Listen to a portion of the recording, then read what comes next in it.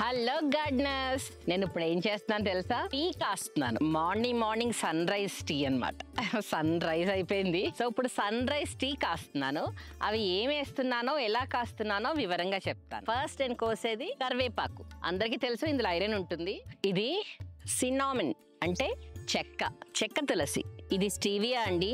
అందరికీ తెలుసు స్టీవియా వర్షాకాలంలో అంత పోతుంది, మళ్ళీ వచ్చేస్తుంది కదా, ఇప్పుడు మనకు వచ్చేసింది. ఇది లెమన్ గ్రాస్, ఇది వామ్ తులసి, మల్టీవిటమిన్, పుదీనా, తిప్పతీగ. అందరికీ తిప్పతీగ గురించి తెలుసు కదా. తమలపాకు చూడండి ఎంత విస్తీర్ణంగా అయిపోయిందో.